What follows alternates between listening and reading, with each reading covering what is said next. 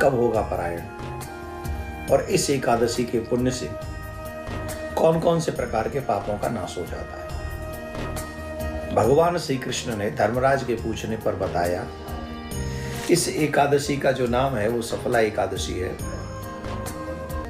और भगवान पुरातन कथाएं कहते हैं कि पहले चंपावती नाम की नगरी में महिष्मान नाम के राजा हुआ करते थे।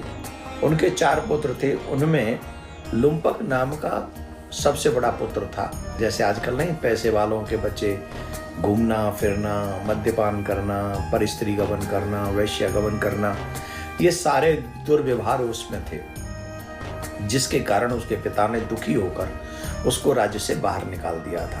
तो जब तक राज्य में था, पैसा था, शानो शौकत थी, तब तक तो सब बढ़िया चल रहा था। लेकिन जब घर से निकाल दिया गया तो अब तो घर में कुछ बचा ही नहीं, या पास में भी कुछ नहीं बचा। तो कभी चोरी करता, कभी लूटपाट करता, कभी कुछ करता, कभी कुछ करता। इसके कारण कभी कभी गांव वाले पकड़ भी लेते, पर राजा का पुत्र है इसलिए कुछ नहीं कहते थे।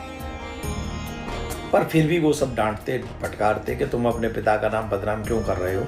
कई बार बड़े बड़े माँ बाप के बच्चे भी गलत काम करके अपने माँ बाप का नाम डुबा देते, जो नहीं डुबाना चाहिए, बढ़ाना चाहिए, नाम बढ़ाना चाहिए। तो ये हुआ। तो उस समय वो वन में रह रहा था, एक पीपल के वृक्ष के नीचे रहता था, और पीपल के वृक्ष के नीचे 10वीं के दिन वो व्रत करने लगा। व्रत में उस दिन व्रत था, 10वीं थी, और उस 10वीं के दिन उसे कुछ खाने को नहीं मिला। अगले दिन एकादशी का दिन उसे व्रत किया। व्रत करने के चक्कर में वो भूखा रहा। तो एकादशी का व्रत हो गया। पीपल के वृक्ष के नीचे सर्दी के कारण, सर्दी पड़ रही थी, सर्दी लग रही थी, तो उसे नींद भी नहीं आई।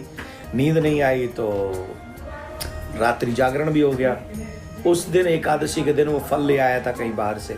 वो फल लाकर भगवान को अर्पण कर दिए। बोले अब मैंने क्या खाऊंगा, तो कुछ दिया ही नहीं आपने, अभी तुम ही ग्रहण करो।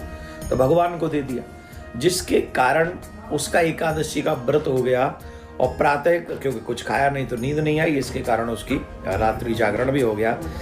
प्रातः काल जब वो पीपल के वृक्ष के नीचे सूर्योदय जब हुआ, तो वहाँ आकाशवाणी हुई और कहा कि तुम्हारे इस कृत्य से हम बहुत प्रसन्न हैं, हम बहुत बहुत प्रसन्न हैं, और अब तुम अपने घर जाओ और तुम्हें राज्यकाज प्राप्त हो जाएगा। तो जितने भी तुम्हारे पाप हैं वो भी नष्ट हो गए।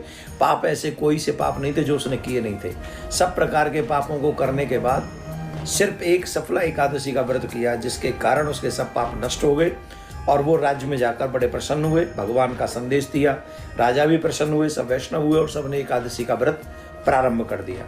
ऐसी सुंदर सफला एकादशी ब्रह्म मुहूर्त में उठना चाहिए, संकल्प करना चाहिए स्नान के बाद कि हम व्रत रखेंगे।